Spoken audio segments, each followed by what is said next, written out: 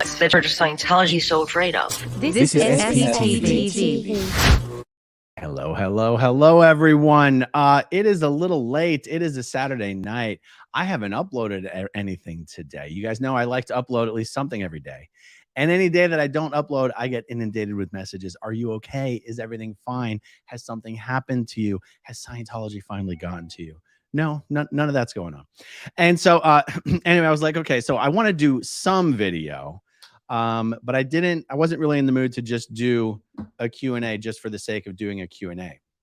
And so what I decided is, we've all been threatening for a long time to test out the fundraising feature on YouTube to do a fundraiser for the Aftermath Foundation. And I figured, you know what? We haven't really been able to get everybody coordinated on the same time zone, same day, same time to do one of these things with as many channels as possible. Why not give it a shot for a little bit on a Saturday night? So so the reason this is a trial run, we really have no idea how this thing works. When you guys, a lot of you who watch a lot of my live streams, you guys know that people do super stickers and people do super chats. And, for normal channel activity, YouTube takes like 30% of that YouTube revenue. But our understanding is that if you set up your live stream as a fundraiser for an approved nonprofit organization, which the Aftermath Foundation is, that if you set that up properly on the back end, which I believe I have, that 100% of the monies donated on the live stream go to the foundation. Our understanding is that YouTube takes no fees whatsoever, nothing off the top at all. And I really do wonder if it's truly 0% or if it's just not the 30%. Like, if you guys, for those of you who've donated directly to the Aftermath Foundation, I'm trying to pull up a little banner here. This is the banner I was looking for, but that's not really the right one.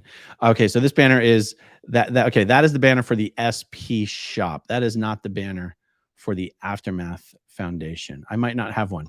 For those of you who've already donated directly to the Aftermath Foundation, either on Facebook or through the website, which is theaftermathfoundation.org, you'll notice even if you donate through the website, you're still donating through PayPal. Well, even PayPal takes a small percentage, whether it's 1%, 3%, I don't even know, but it's a very small percentage.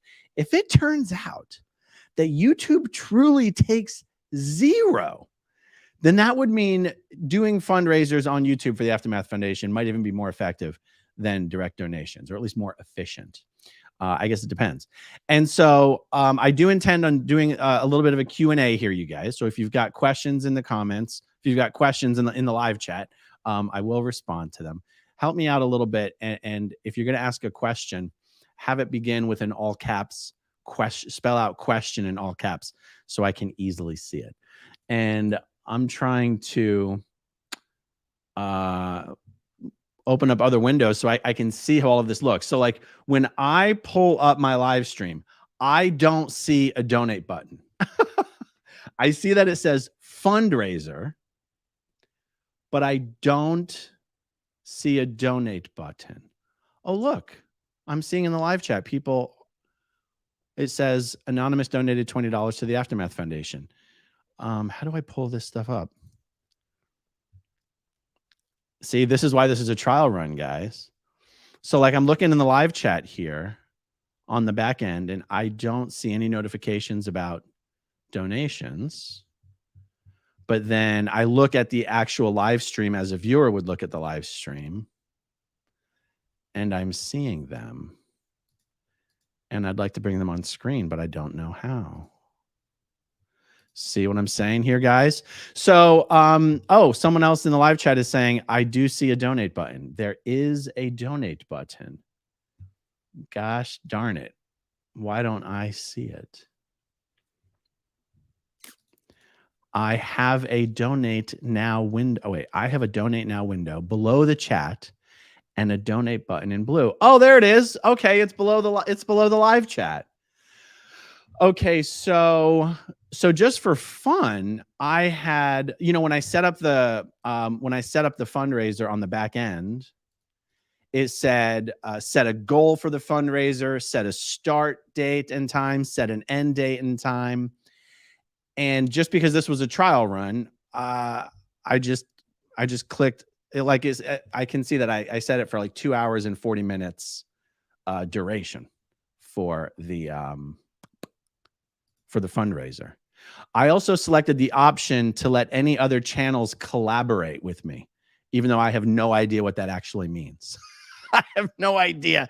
If one of you other SPTV channels is watching and you're logged into your channel, and you see any button that asks if you want to collaborate, this is a trial run, guys. Click the button. Let's see what happens. Let's just go crazy. Okay, so the other thing that I wanted to test on this trial run is, yes, there's a donate button, but do the super chats also automatically go towards the fundraiser? Because that would be awesome. Like if you go and try and do a super chat, like anyone, please go into like a $2, $5 super chat and see if it automatically turns it into a donation to the foundation, because I know that's what we were hoping would happen, but we've never tried it before. And I don't see any super chats yet. So I'm guessing, I'm hoping that might just be what's happening. So guys, just for the hell of it, I selected $1,000 fundraising target. We've only been live for 6 minutes. We've already raised almost $600. You guys are awesome. This is so awesome. Oh yeah, look, no super chats. No super chats. No super chat option. Amazing. Wow, you guys. So that really is best case scenario in my mind, because I was worried that people were going to be like, well, I want to do a super chat, but I also want to donate. Oh, gee, which one should I do? And so I guess questions in caps. Yes. Thank you, Jennifer Reed. That is questions in caps. So since there are no super chats, see, I was hoping that at least a donation would show up as a super chat. Like, I know you guys don't know what it looks like on the back end here, but you know what? We have 700 people watching the live stream. I can see the continuous live chat on the back end, just like you can. But on a normal setup, when it's not set up as a fundraiser, if you do a super chat, there's an extra tab that I can click on to show me just the super chats so I can respond to them. Since there are no super chat options, and since you making a donation, the systems, StreamYard doesn't recognize that as a super chat per se, there's no way for me to break out. There's no way for me to like specifically respond to people who are doing donations, is really what I'm saying here. And actually, even when you make a donation, clicking that button, it actually does not even show up in my live chat on the back end. It doesn't actually show up as in my live chat. But when I'm watching the screen, I can see the notifications when someone's donated. Wow. I wish it was easier to respond to people who donated, or to turn your donation and have it double as a super chat. All right. Well, you know, everything can't be perfect. We're already at $838 for the Aftermath Foundation, you guys, and it's 8 minutes and 47 seconds. All right. Well, look, I still want to do a super chat. I mean, I still want to do a Q&A. I'm sitting a little further away from my screen than I normally would, but my eyesight is pretty good. So let's see. Maggot1227, can you change the total amount since it's about to be smashed here in a little bit? So that is a good question. Let me go fiddle around with the YouTube settings, and let's see. Current fundraiser, edit. Okay, that's page 1. By the way, for my collaborator settings, I have it set to any channel can join. There's only my channel, channels you select, and any channel can join. I don't know what that means to join, but if any of you other channels out there would like to try, please go for it. Okay, I'm changing the fundraiser from 1,000 ongoing, raise a specific amount of money. raise a specific amount of money. Oh, it doesn't want to. I'm going to go 3,000.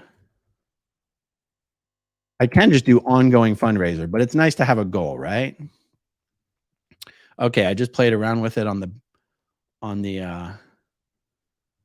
business end of YouTube, and let's see if that actually changed the goal. Refresh. Bada bing, it worked. Hey, we did it. Okay, so we basically just raised $1,000 in 10 minutes. Not bad, you guys. Not bad for a 10 minutes work. Hell yeah. This is amazing. All right, so how about this, guys? I'll focus less on how much money has been raised, and I'll focus more on questions. How about that? The pet wellness coach says, talk to Andy Signor of Popcorn Planet. He's done multiple successful fundraisers and shows and comments. He's done many successful fundraisers and shows comments and every donation on the screen. I actually will ask Andy about that. Although I don't think Andy uses StreamYard, which is what I use for my live streaming. I don't think he uses StreamYard. But yeah, how cool would it be to automatically show every donation on screen as a comment? That is something we have to figure out. That's probably something I can figure out on my own when I have a little bit more time. What am I doing? Close these emails. Okay, very cool. Hit me with your questions, you guys. Stacy, great interview on the Dropping In podcast. Well, thank you for mentioning that. I did promote that interview on my YouTube community page today. It's actually, I got to tell you, my chat that I did with, let me pull it up because I don't want to get his name wrong. Is his name Charlie? Yeah. My chat that I did with Charlie Hoopert.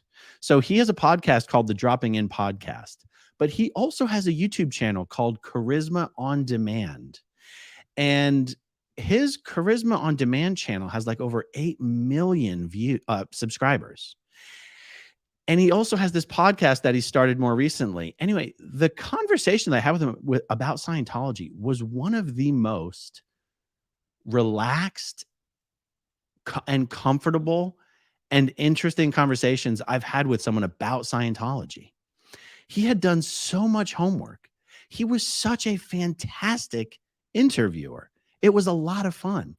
And so I'm looking, if you guys go to my YouTube page and, it's got the home tab and the videos tab and the live tab, there's a community tab.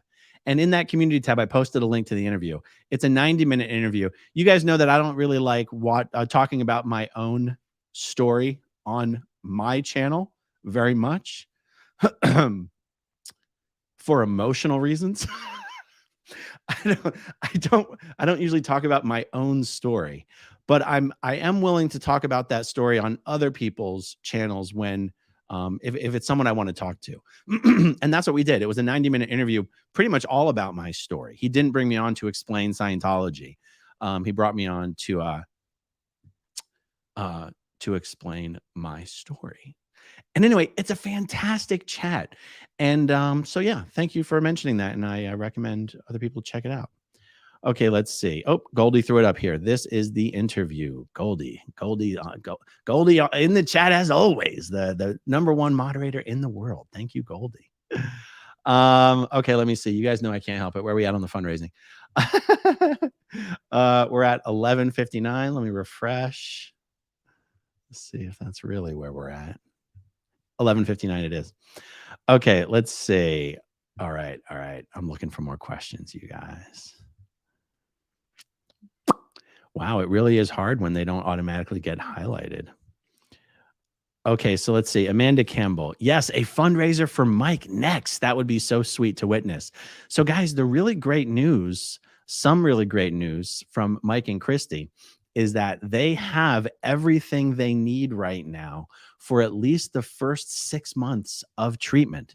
So if and when the time comes that we do need to raise more funds for Mike's treatment, we will.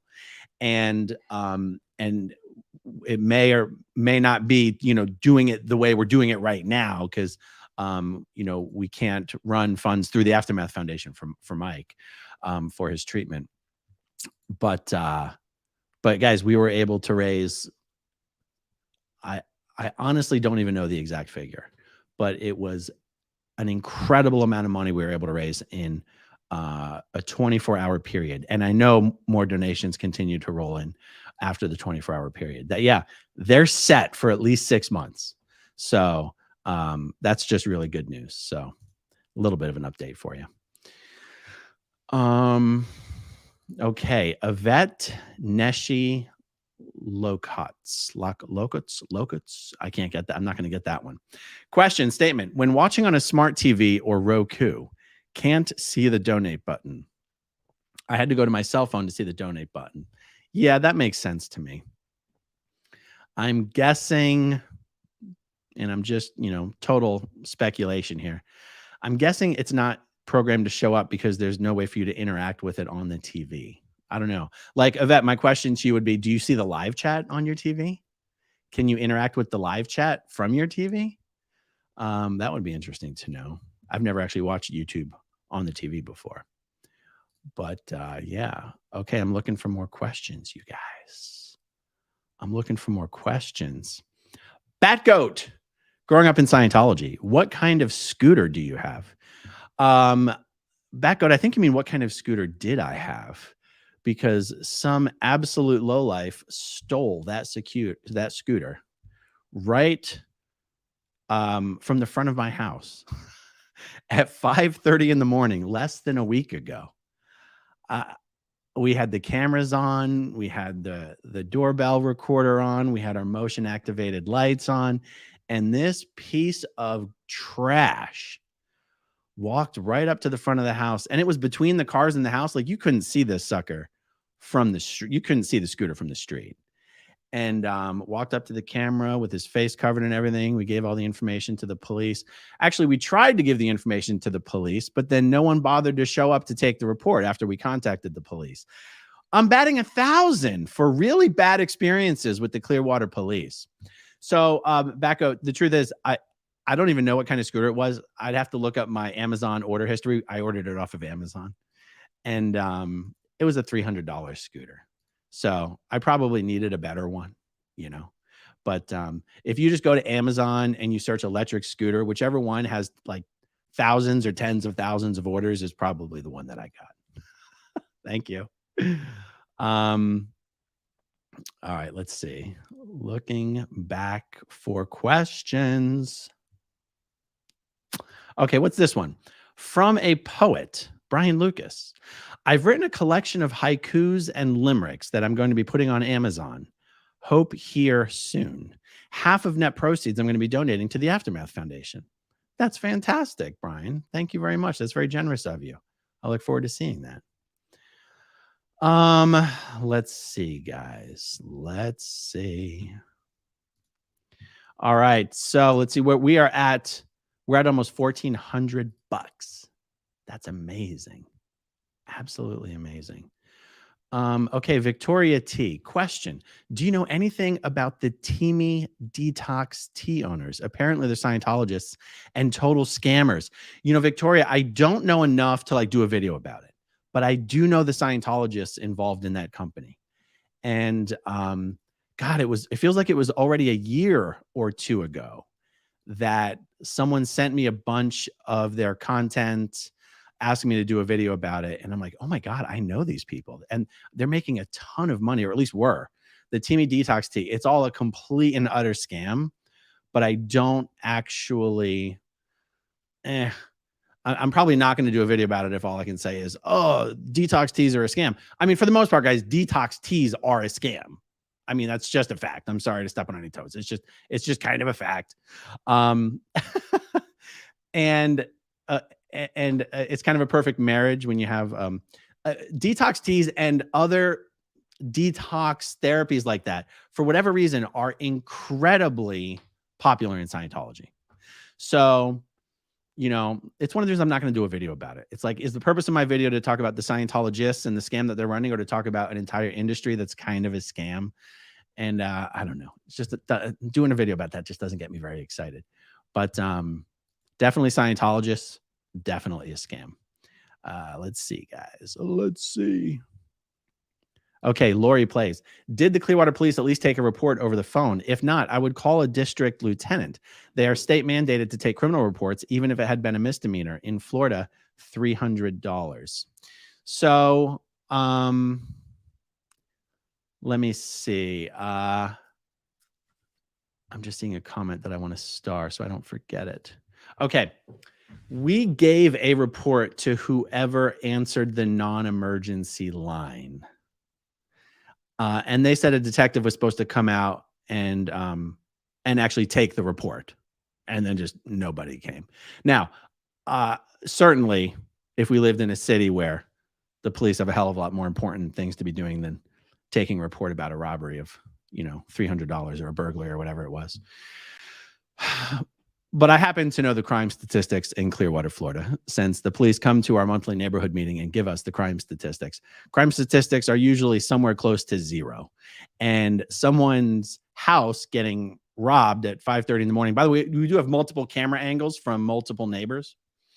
It's definitely police worthy in the city of Clearwater. I promise you that.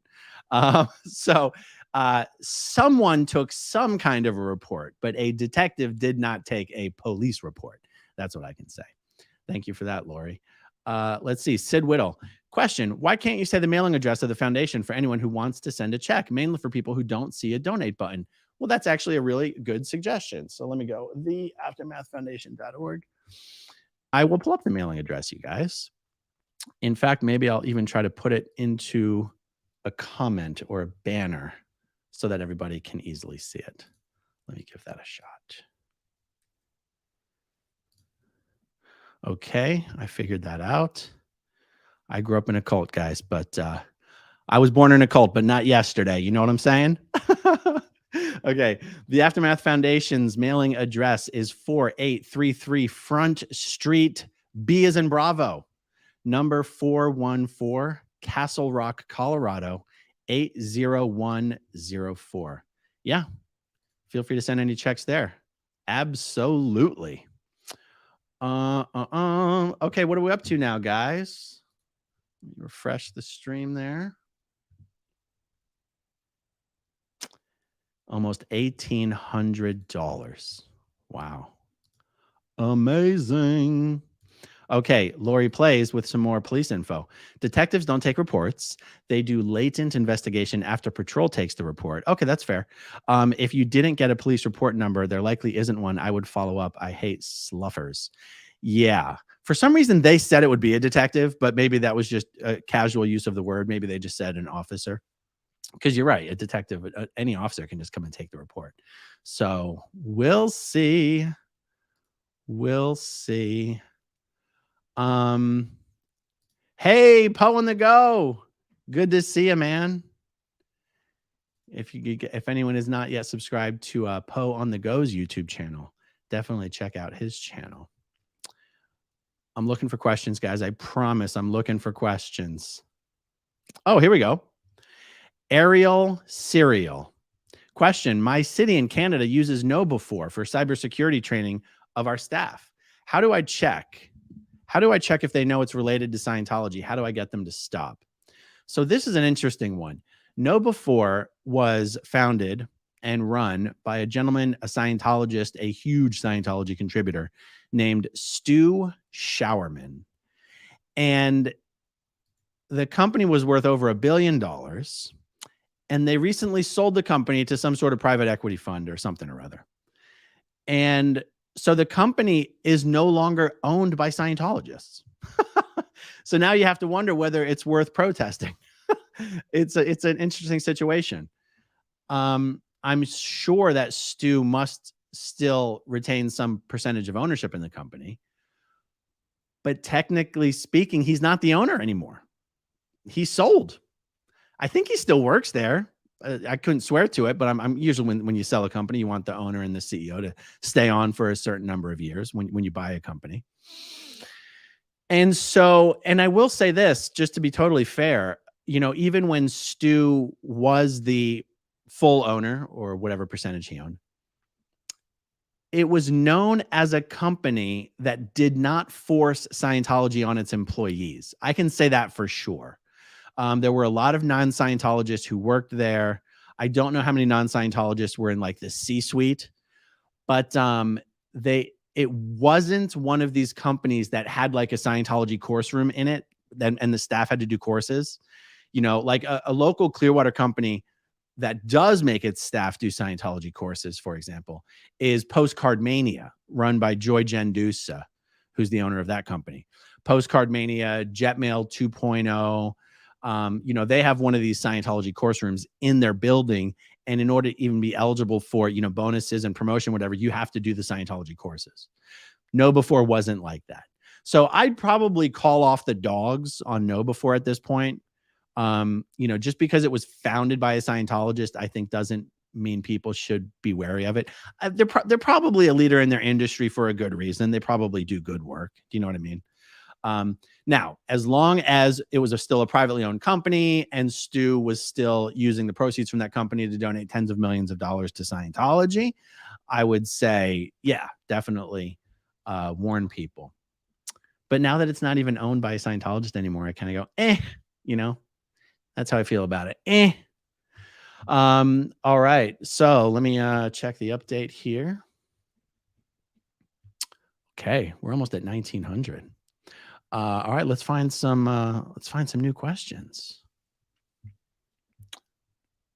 Okay.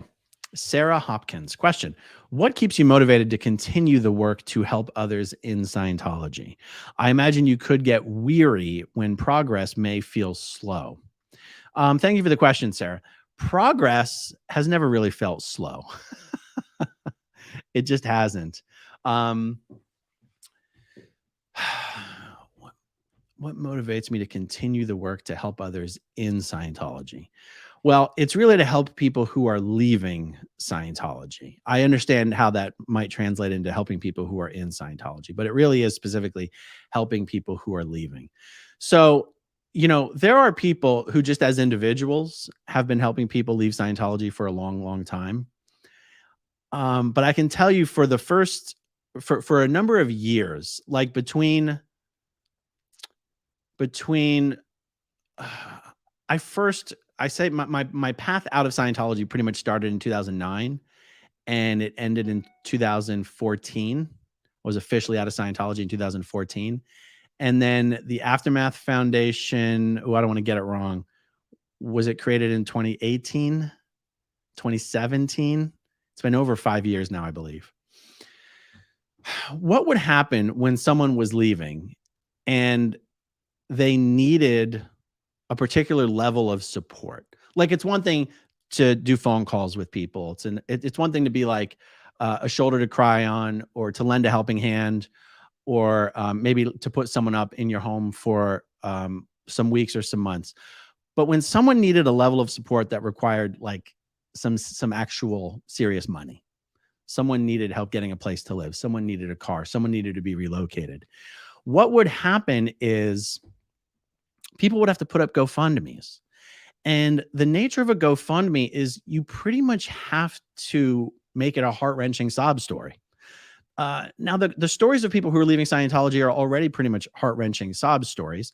But having to put your personal business like that up on the internet in a way that, the platform itself, it's sort of like, it's kind of designed to try to make it as pulling on the heartstrings as much as possible. I mean, because that's why people donate usually, right? The heartstrings are being pulled on. They want to help. They want to donate. They want to support. It was just kind of a bad situation that people who weren't comfortable putting their business out there on the internet like that were at a disadvantage where they weren't able to get the help that they needed. And so the GoFundMes that you would see were really just the tip of the iceberg for how many people there were out there who needed help or wanted help or would have liked some help and just didn't want to go through the public embarrassment of doing a GoFundMe. And then when the Aftermath show aired, there was a Facebook group we created. Now it's called the supporters of Leah Remini Scientology in the Aftermath. We got about 35,000 members in that Facebook group. As that Facebook group was growing after the first season of the show, there was just an inundation of people wanting to help people who were leaving Scientology. And we sort of recognized that there was a mismatch between the number of people who wanted to help now and the number of people who needed that help right now. And the only way to match these people up with people who wanted to provide help and the people who needed help historically had been either, privately behind the scenes and no one ever knew what happened, or using these GoFundMes. And it was one of the things that made us want to start the Aftermath Foundation, is like, if there's so many people who want to help now, but there's not like one Joe Blow or Jane Doe, is it John Doe or Jane Doe who needs that help right now? We need to create an entity, a vehicle that people who want to help can help now.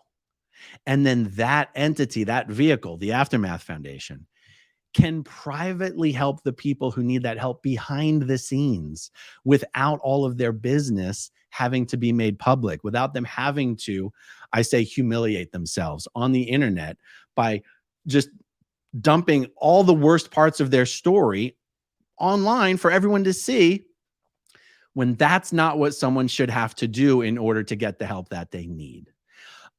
Especially since, in order to identify whether someone is for real and legit and is who they're saying they are and really does have the story that they say they have, they do have the experience they say they have, meaning the experience of being declared disconnection, fair game. It really does take some former Scientologists to make that determination. And there were some instances where GoFundMes were being put up and promoted to all these people that wanted to help people leaving Scientology, and the GoFundMes were bullshit.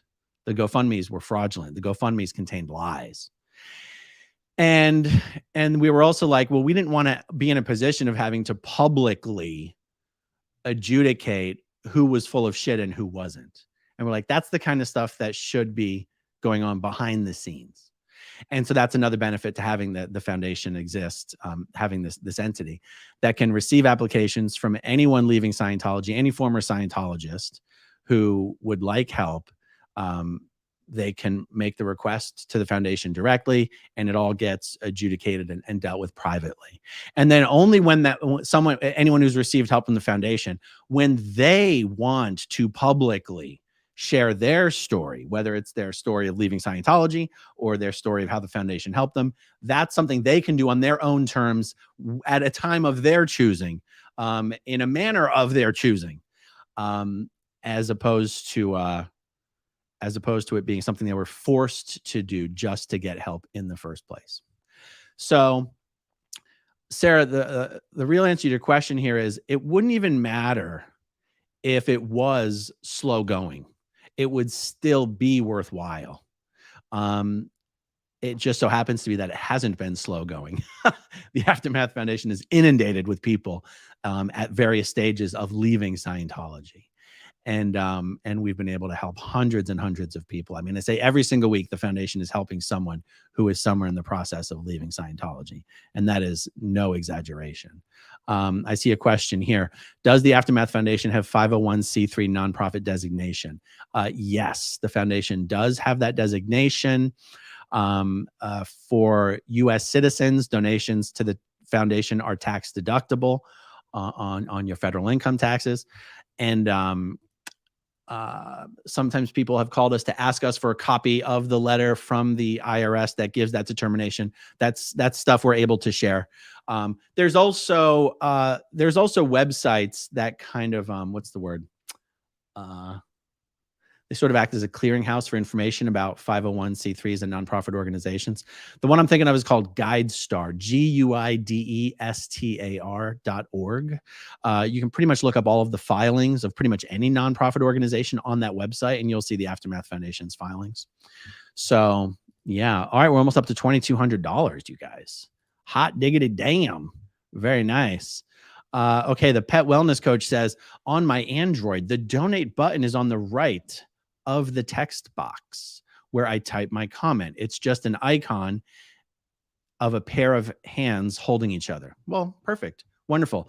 Oh, guys, the other reason for this test run is, so any YouTube video for lives, YouTube puts ads on videos as long as those videos are monetized. And one of the things I wanted to determine with this trial run is, does the ads that YouTube puts on the video go towards the fundraiser? And I don't even yet know how I'm going to figure that out. Like, I don't even know if it plays ads on videos that are fundraisers. So if you guys are watching the live stream, please let me know if at any point it shows you an ad.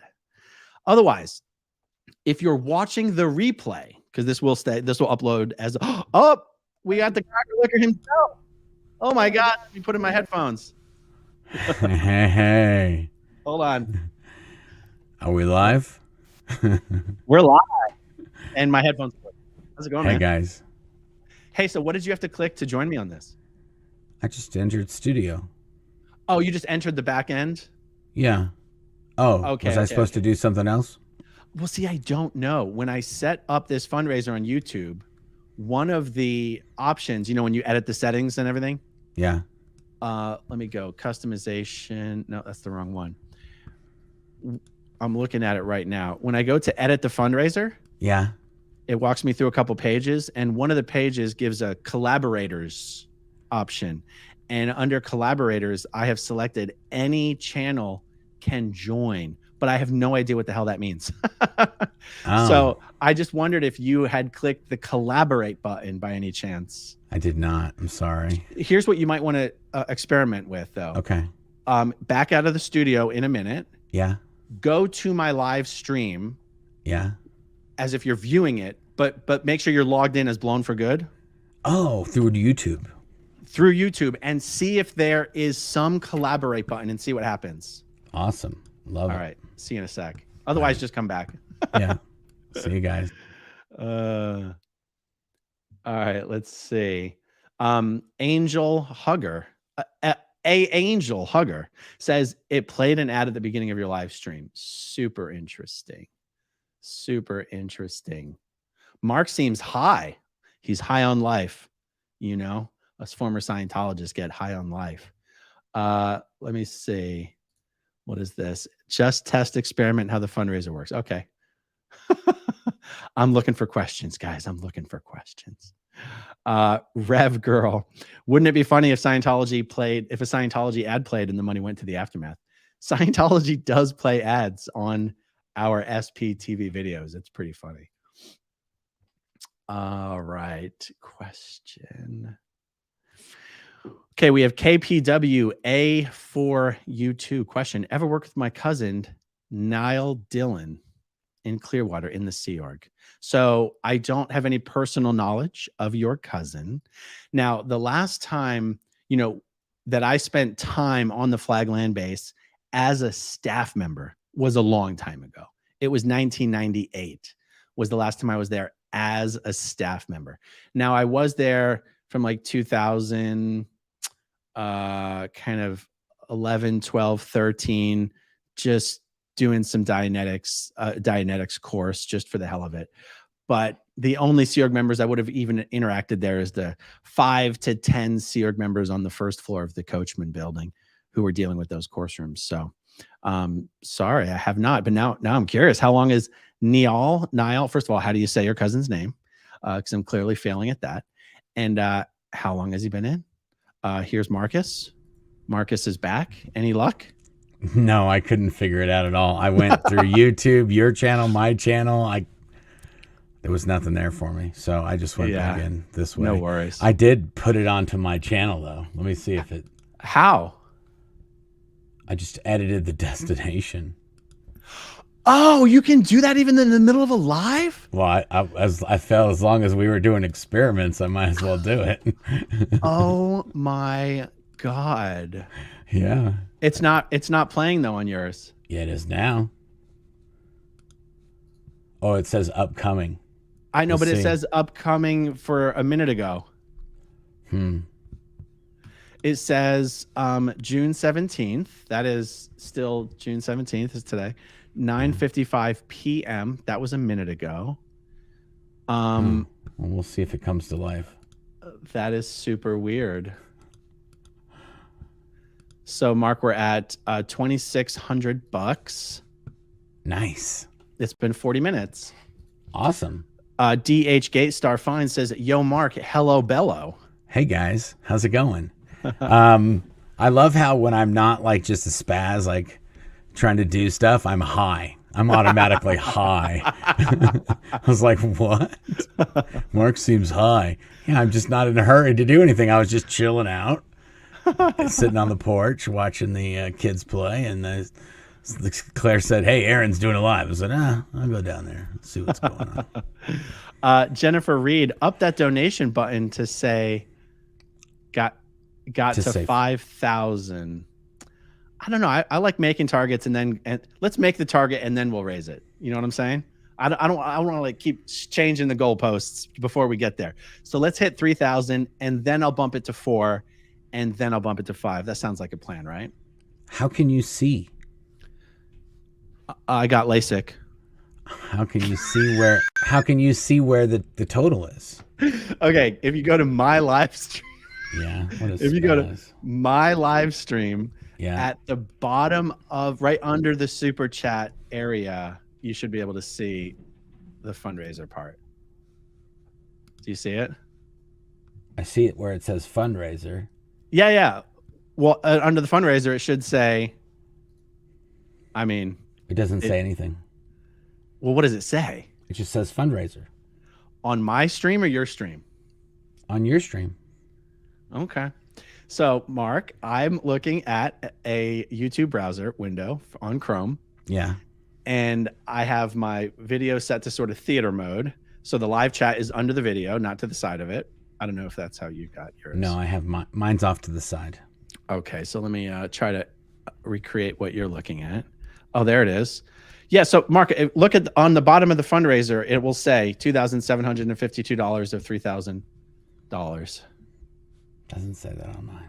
Oh, sucks to suck. Where? Oh, I have mine in black screen mode, and that might be white, black text, so I don't see it. Maybe. Okay, I'm looking for the questions, guys. Oh. Cat and Maggie, does anyone else see the super chat toggle? So Cat and Maggie, I'm curious now though, does that mean it's giving you an option? It says donate now. It doesn't have a super chat toggle. It just says donate, add reaction, and donate now. I see that. I'm going to reset this browser here to see. Yeah.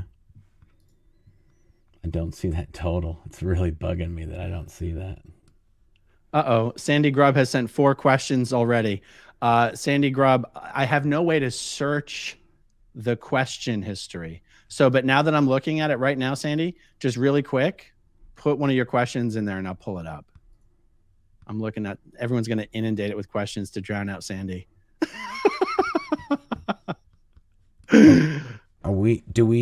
Do we not have a Goldie? Do we need me to go through the questions and pick out some questions? You can totally do that. Goldie's in there. But but I don't see anything starred. Oh, you know what? That's because I don't think I have Goldie as one of the back office. Don't you have to be one of the back office member things to be able to star comments? I don't know. Do you know what I'm saying? Oh, I see what you're saying. Yeah. So yeah, that's what I'm saying. Yeah. So we are now at $2,942. Holy shinola, you guys. And Sandy Grubb, I'm telling you, get those questions into the live chat now. Okay, here's Marilyn Honig. Comment, yay, this is awesome. Donated. By the way, after party at Steve-O's channel tonight, right after this stream. Let's celebrate. Okay. Terry Ray is wondering, does Mark need to hit a start or a broadcast button? Yeah, do you have to actually go into your team, Mark, and hit go live since we started separately, maybe? I could try it. It feels right. It sounds like it feels right. No, I don't have any broadcasts there because I didn't create it on my channel. I created it on your channel. Your team created it. It says that it's... Oh, wait. Did you figure it out? Yeah, it's in this thing at the top where my channel is. Yeah. Hey, guys, welcome to the Blown for Good channel if you're just tuning in. I'm sure we're live now. There, it just went live on yours. Yeah. There you go. Awesome. Okay. Wow. Thanks. Okay, so you can do it in StreamYard. That's very cool. You can literally just add destinations, and at any point you want, you can just click on that destination and say, go live. This is very cool. Wow. You know, we're definitely pushing the StreamYard guys' limits because, you know, when we do those giveaways, every time we do one of those giveaways, StreamYard feels it because they get so many people banging in the chat at the same time. Yeah. And the StreamYard servers are getting a little taxed out. But this is very cool. I like that. So, did I just... I took it off. Oh, okay. You took what off? The comment. We've just passed $3,000 in 46 minutes. So let me go back and I will up the target to 4.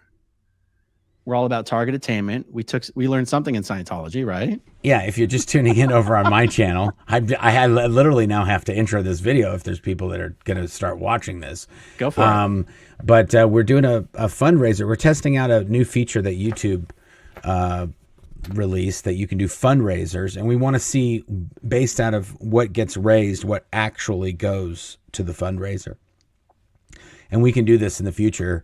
For today, we're doing it for the Aftermath Foundation, which is the foundation that helps people basically get back on their feet after they've escaped from Scientology, or in some cases, we actually help them get out. If they contact us when they're still in, we'll help them get out. Oh, Mark, this is a clue right here as to something you have to do on your back end. Yeah. You actually have to go to edit details on the live stream. Yep, I'm there. And then go all the way down to where it says show more, paid promotion, tag subtitles. Yep. And then you have to go all the way down and click where it says add a fundraiser. Oh, there we go. Perfect.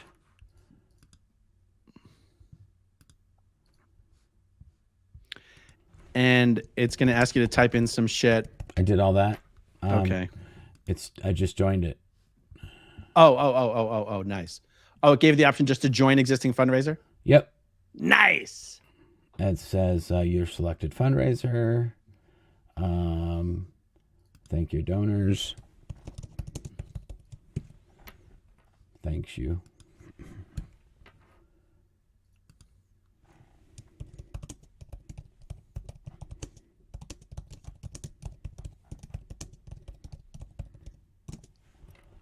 Okay.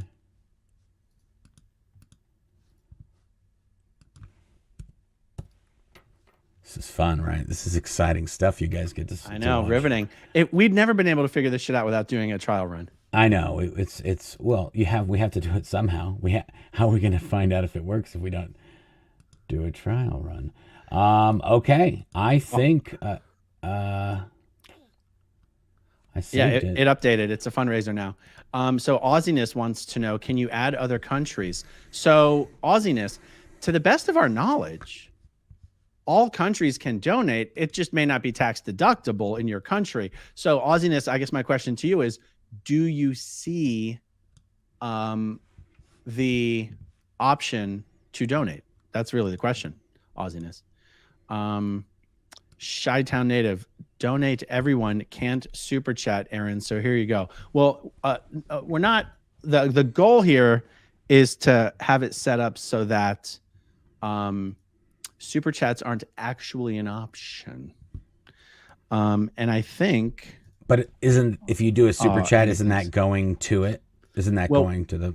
We think so. We think so. Yeah. Well, yes. Although it's not called a super chat, it just shows up as a donation in the life. They don't call it a super chat. They don't. YouTube doesn't automatically tag it like they would a super chat. You know what I'm saying? Yeah. Okay. So Marilyn says, nope, not from Canada. There is an option to donate, but it gives an error message. Wow, that's really interesting to know. Okay. And also Kate Bly says, my bank shot down my donation and I'm in the USA, so it might be your bank and not YouTube. Who knows? Well, we're not doing. Yeah. I don't know how that works. Okay. So now, Mark, can you see the update, the fundraising update under your live chat? Oh yeah. Here we go. Good thinking, Batman. Oh, someone else said they were able to successfully donate from Canada. Bada boom! I knew it. Yeah, no, I still don't see it. I think it's because of. Oh, you know what? I know what to do. I'm going to copy it, and I'm just going to open it up in a different browser. Okay, so Roxy says there's no donate button on Aaron's channel. It says I cannot donate from this country at the moment. Okay, all right. That makes it even more incredible that we've been able to raise $3,300 when some countries aren't even able to donate. Yeah, no. So let's see. We got another one here. Cat B. It says, sorry, you can't donate in this country or region yet. In Australia. We got Angelina. I'm in Mexico and I can't donate. Mark, it's so interesting that they would allow people from these countries to do super chats, but not allow them to donate to a fundraiser. That's kind of there's probably some legal, just legal mumbo jumbo that is not kosher. Aussiness confirmed. Sorry, can't donate this country. And so I guess for everyone who doesn't mind writing a check, if you would like to donate and electronically it's not working, you can mail a check to the Aftermath Foundation, 4833 Front Street, B as in Bravo, number 414, Castle Rock, Colorado, 80104. Heck yeah. Heck yeah. Also, Goldie is saying the SP shop is now located here. All proceeds benefit the Aftermath Foundation. And she has a link here to the Fourth Wall store for the foundation. And that is true. 100% of the proceeds from the SP shop goes to the Aftermath Foundation. I mean, I don't mind saying tens upon tens of thousands of dollars have been raised for the foundation through the SP shop. Oh yeah, many tens of thousands of dollars have been raised for the foundation through the SP shop. We have sold so many Mike Rinder bobbleheads, and we actually are down. I think we're down to the last 2 boxes that we have right now. We ordered some more, but we just haven't got them yet. Oh wow! So we might actually run out for a little bit. Wow. Depending on how many more people get scooping them up. All right. Well, we're almost at $3,500. Yeah, it doesn't let me see no matter what. Oh, you know what? Oh. Well, left my phone. I left my phone somewhere. What were you looking for? I was gonna see what it showed on my phone, but I don't got a phone. It's probably why I haven't. Oh, somebody's telling me where my phone is. Yeah. Oh, here, check this out. Let's see. MH, if other SPTV creators jumped on that are in different countries like Apostate Alex, would people be able to donate in that country specifically? Just thinking. That's a great question. But you see, here's why I think the answer would be no. Because the end result, the end party is the same. Well, the funds are going to the Aftermath Foundation, not to my American channel or Alex's British channel. Like YouTube will recognize me as an American, when they're paying me, but they're not. This money's going directly to the Aftermath Foundation. Yeah, and they probably can't. There's probably a way they either have to charge or they can't just let it pass through. So there's got to be some sort of thing. Yeah. And Claire. And also Claire's in here. Are we gonna do? Oh, what happened? Now I'm catching below the chat mark. I know it's not there. Mark's the only one below the chat. It's there. 3524 out of 4K. I get it. I was looking for just a number. I didn't know that it was going to be in its own little module. That's what I was looking for, the number, not the module. As soon as it said donate now and it had the total right there, I was like, what a dummy. So here's the other thing I wanted to test, and that's, can you live premiere a video and have the live premiere be a fundraiser? Because I'm guessing the answer is yes, because a live premiere and a live stream are kind of the same thing, if you know what I'm saying, the way YouTube treats it. Yeah. With the live chat. And I am just wondering whether it would be possible at some point in the future to take a single video of one type and live stream it on multiple accounts simultaneously as a fundraiser, if you know what I'm saying. Yeah. Could be pretty interesting. And I can't wait to see what YouTube does with the replay. I'm guessing, like, does that mean all the donations that go to that video, they all go to the fundraiser? That's what we want to find out. But for example, on the fundraiser that I set up for this stream, right? It gave me the option to not set an end date. It gave me an option to just keep it as an open fundraiser. So what does that mean? Does that mean that if someone watches the replay, that there will be a donate button on the replay, even though it's not live anymore? Yeah. That's what I'm really hoping. That would be incredible. You know, there's so. Oh. I have phone delivery service. Let me put it on Do Not Disturb. Yeah, I can't remember where I was. I might have been traveling somewhere. And I think I was in Missouri. And there was a 10-hour marathon going on over on Clearwater Chad's channel. I heard about that. And I want to say they were like 6-7 hours in when I tuned in. And I was like, what is going on here? They were troopers over there. Yes. Yeah. And they raised a good amount of money, I think. I want to say it was a few $1,000s between, and then Apostate Alex did a fundraiser, and it was a lot of channels doing stuff. Okay, let's see if I go over to my channel now. If I what's going on with this thing? I need to get a thumbnail for this. Tomorrow's Father's Day. Happy Father's Day, Marcus. Yeah, happy Father's Day. We're at $3,700 we're at. I wish there was a way for me to put that on the screen. Do I? Oh yeah, do like a so StreamYard now has to catch up with YouTube, and they need to put a little module where we can put the live feed from YouTube into this somehow. Oh, you're right, because that's going the other way. Yeah. But the live chats from YouTube are being fed into StreamYard. That's what I'm saying. They just need to draw out that module and add it into StreamYard so that we can get it. We can pull it up on this end. All right, let's get some questions. Chow Yun Smut, if this is a fundraiser, does YouTube still take 30%? Well, Chow Yun Smut, that's the beautiful thing. The answer that we've been given is no. We've been told that they take 0% when it's a fundraiser, which is amazing. I mean, even PayPal takes, do you know how much they take? I mean, I know Claire knows. 1%, 1.5%. It's something really small, right? PayPal. I don't know. It's something. I'm sorry, but yeah, so, it's some. There's a pass-through fee.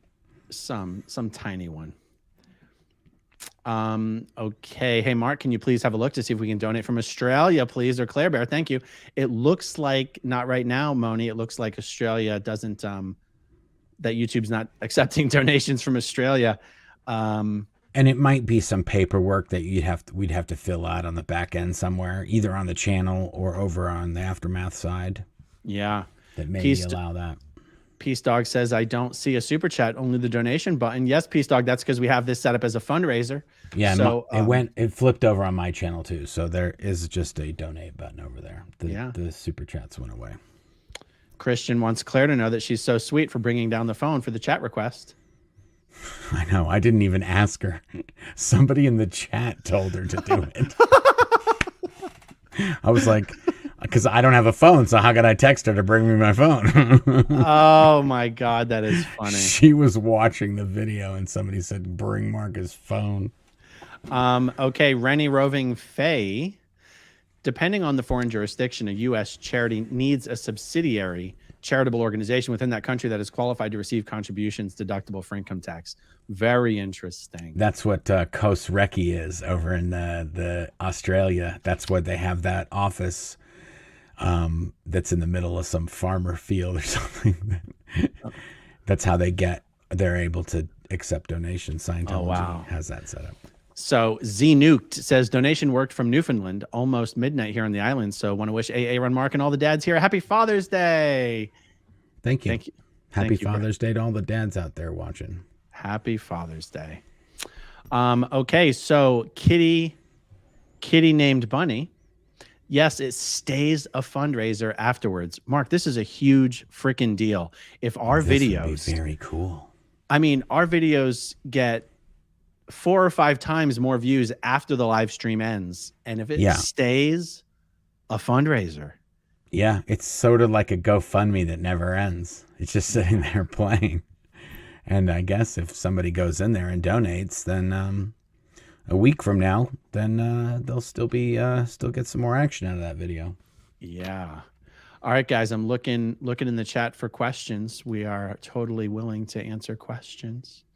We're almost at $3,900. We're almost at our $4,000 goal, which is wild. What do you think? Should we end it at 4,000? What do you think? Let's see if we can do 5. All right.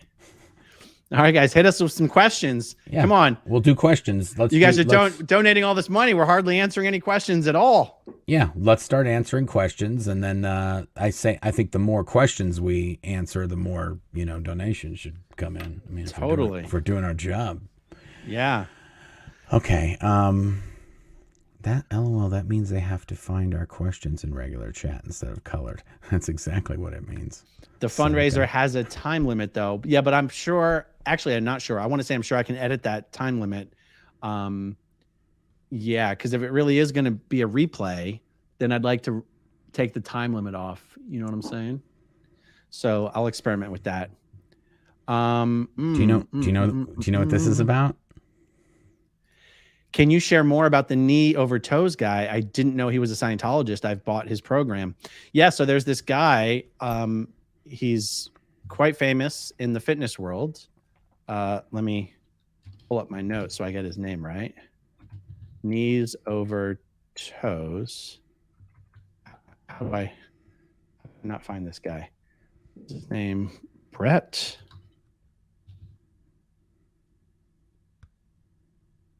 Wow. I'm trying to look through my Apple notes here, and I can't find the frickin' thing. Knee. Well, that's a total fail. Okay, there's a guy called Knees Over Toes. Knees Over Toes is the name of his YouTube channel. This guy's pulling in about $3 to $5 million a month revenue from his online business. And he owned a gym here in Clearwater called ATG, At the Gym. And he's been on Rogan a bunch of times. And this guy's a second-generation Scientologist. He donates $70,000 a month to Scientology. Wow. It's in the IS, the orgs, courses, and auditing. I will have to do a video about him eventually because that's just too juicy not to. Yeah, Rogan loves the guy. Huh. Knees over toes. And it has to do with exercises that he does where your knees are further in front of your body than your toes. Yeah. Yeah. Oh my God, we just broke 4,000. $4,000 raised in 1 hour, you guys. Nice. Fan. It says 1 hour and 39 minutes left. Yeah. So let me see what I can do about that. Well, what do you mean? I can remove the time limit. Oh, well, we're not going to go for another $1.39. No. I meant for the replay.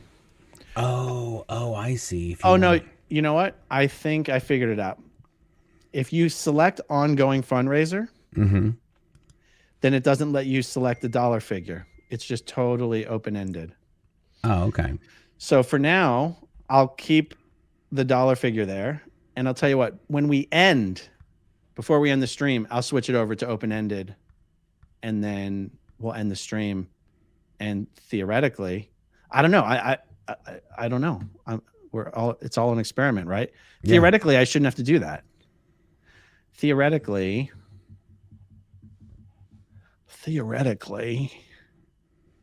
I don't know, guys, but I did update it to $5,000, and bada bang. Awesome. Bada bang, bada boom. So let me see. On my channel, we've got 1,500 people watching. On your channel, we've got an extra 400 people watching. Nice. That's awesome. Yeah, don't forget to like and subscribe too. I don't really push that on my channel, and somebody told me I should be. So yeah, get over there. If you haven't subscribed, you can subscribe to blownforgood.com. I mean, Blown for Good over on YouTube. Yes. You know, it's amazing. Like for years, Mark, I'd never asked people to subscribe to my channel. I was like, people are going to subscribe if they want to subscribe. And then as I was getting close to 100,000, when I was at like 85,000, I said, what would happen if I actually asked people to subscribe? And I got like 10,000 subscribers in 1 week by just actually saying, asking. Hey, subscribe. Yes. I starred a bunch of questions, but I starred one of them because it looks like this guy has tried to donate his services, and he's emailed to find out if he can donate his services, and he says he's never got an answer. Let's see. Pull it back up here. Yeah. JJ Goldie, I've emailed through the website like 10 times over the last year and never got an answer, unfortunately. Well, let me answer this in a couple different ways. JJ, if you emailed volunteer@theaftermathfoundation.org, we get so many offers of help at that website. Chances are you were added to the list even if you didn't get a response email. So that's all I'm saying. Like, that's just one thing I'm saying. What else did you want to say? I was just going to say that we're right now trying to make like a form for the Aftermath website so that when you submit, you can just submit something and it'll auto populate like a CMS on our back end. So it puts all your info in, because we're getting so many emails that we either have to do the work of helping the people that need our help, or answering the people that are offering their volunteer services. So sorry, we didn't realize how many people would start emailing when we started mentioning this on the YouTube and so on. So, but Aaron is exactly right. We probably have your info, and we have that you're a volunteer for this thing. We just haven't gotten around to needing that or doing anything with that. Yeah. By the way, guys, Claire just told me PayPal charges 1.99% plus 50 cents per transaction. Oh my God, they're stealing from us. That's probably the best rate out there. But could you imagine if YouTube was cheaper? Yeah. I mean, come on now. That's incredible, the idea of it. Now, we'd probably still end up getting more donations through PayPal, just because we're not going to do live streams every day. You know? Yeah. That's true. And also, yeah, you're exactly right. There's a lot of other ways people find out about the foundation, and they donate through that site. So, yeah. And by the way, just for shits and giggles, you guys, I have said that when I hit 200,000 subscribers, I'm just personally going to make $1,000 donation to the Aftermath Foundation. Now, it's kind of a big goal, and it's slow going, so I haven't even been talking about it. I feel like I should probably lower the goal. Like, what I'm at like 164,000 right now. I should probably go, okay, when I hit 170,000, I'll make a $500 donation, or 180,000, I'll make another $500 donation. I don't know. I figured it would actually help drive subscriber growth, but no one actually seems to give a shit about that. Or actually, I just haven't been promoting it. It wasn't a good time to promote it, to be honest. Yes. Okay. You want to answer this one? Because this is down in your neck of the woods, this Bob Duggan one. Oh, yeah. I forgot that we actually have questions started. So, yeah, let's do it. Eve Bass. I read that Bob Duggan is Scientology's largest donor. How does he reconcile the Scientology beliefs and his big pharma business? So the way he reconciles it is that when Scientologists say big pharma, obviously big pharma is a huge generality. What they really mean is psych drugs. They mean SSRIs. They mean, I don't know the other.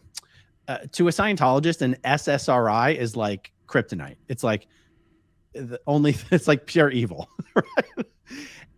So Bob Duggan was in the cancer business, a cancer drug.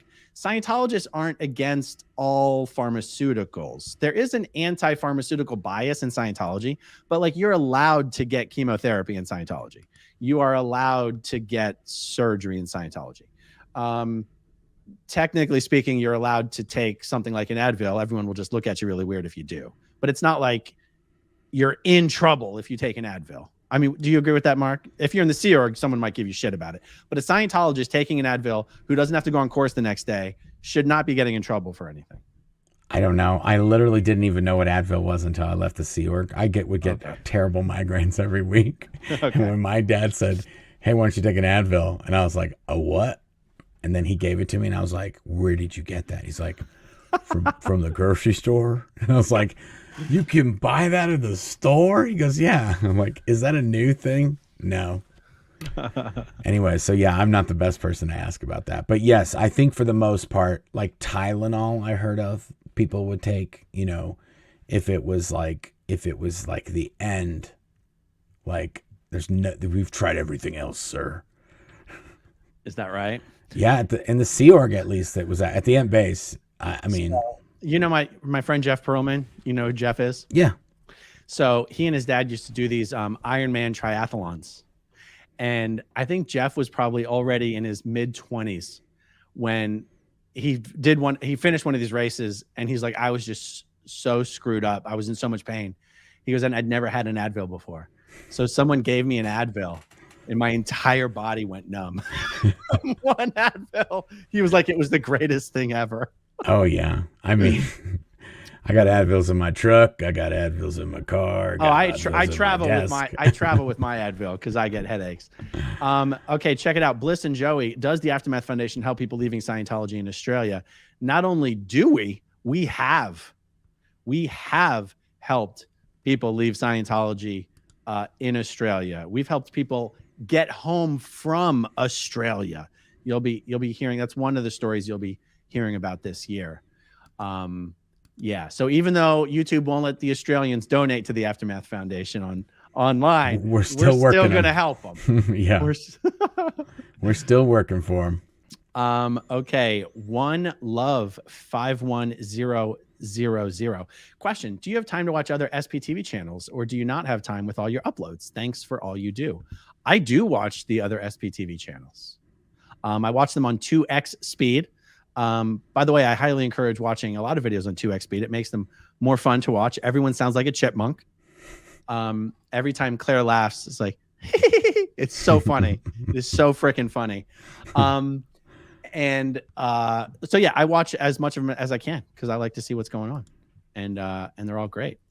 So let's see, what do we have this? What happened to the Clearwater City Development Project that was approved at the last election? Oh, so there's two different city development projects. There's one that's happening down at Coachman Park on the Bluff. That's almost done, and that's actually being done by the city.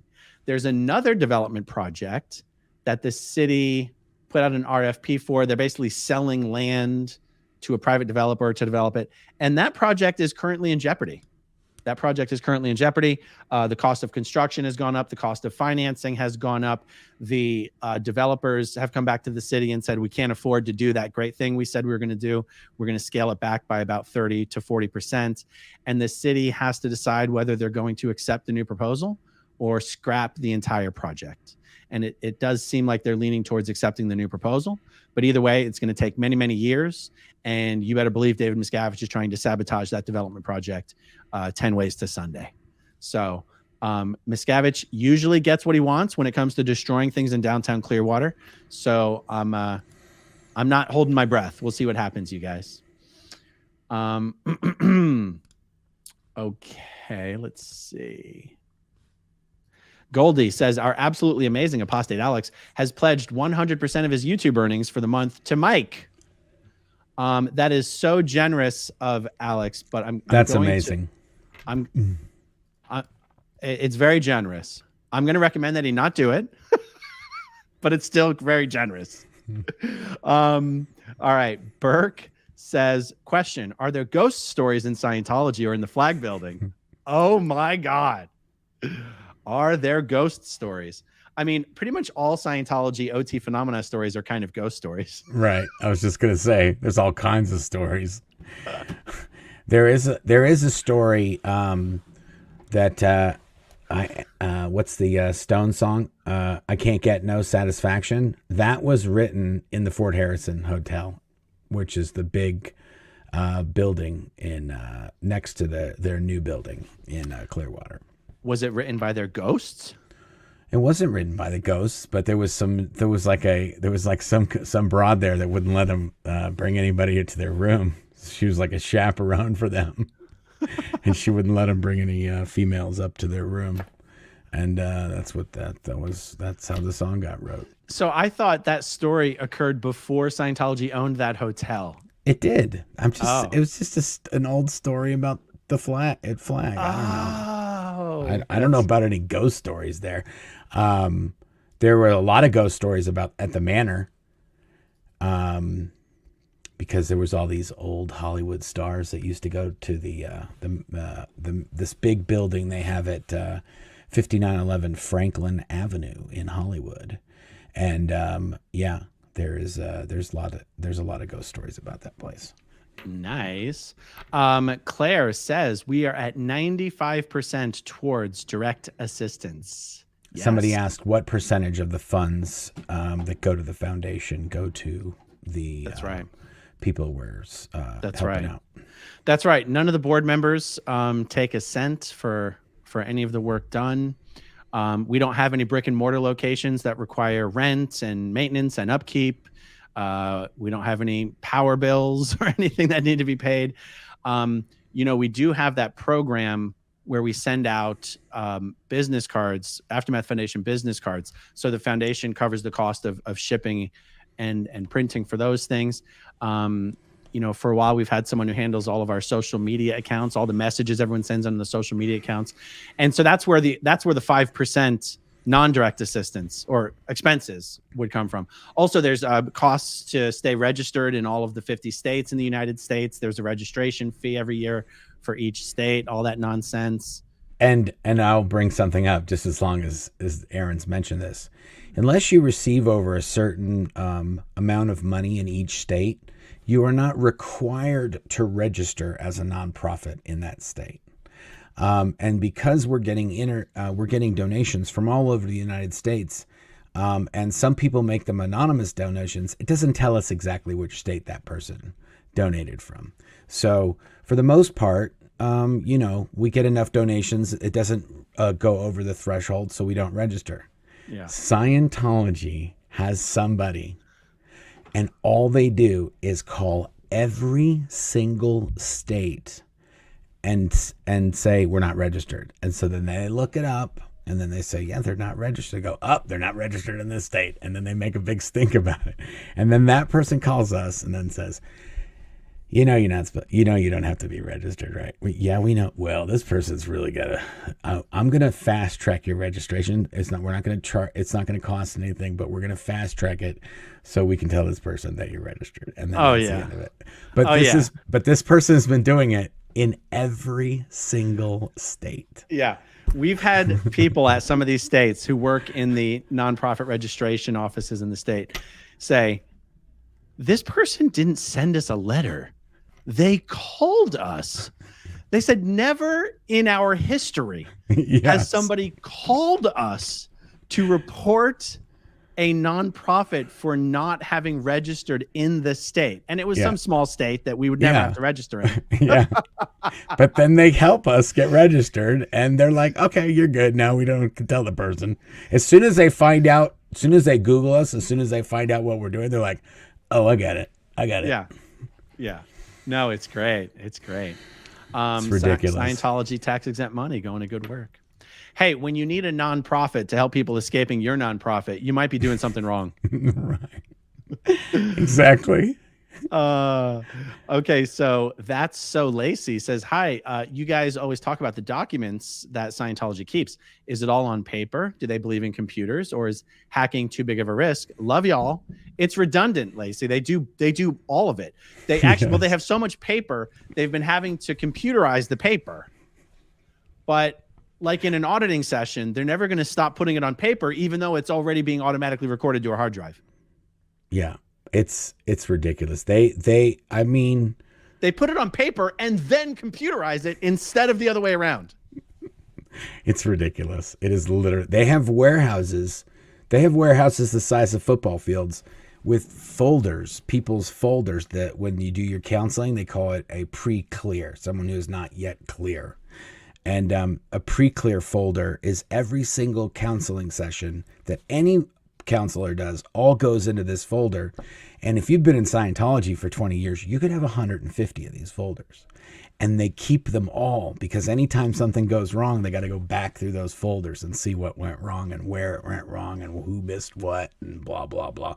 And there's a building. Isn't that building that it's near the Fort Harrison, right? It's kind of in that area over there, that big giant warehouse folder storage. That's actually all the way up on Hercules, a couple miles to the east. Okay. It's the PC folder warehouse. It's massive. But like a couple football fields? Oh, yeah. Hundreds of thousands of square feet. And it's really tall. The shelves are really tall. Yeah. And let me fix my light real quick. We're going to do a fundraiser to get Aaron a light that plugs into an outlet. That's what we're going to do. Anyway, I cannot believe that he has a light that's on a battery.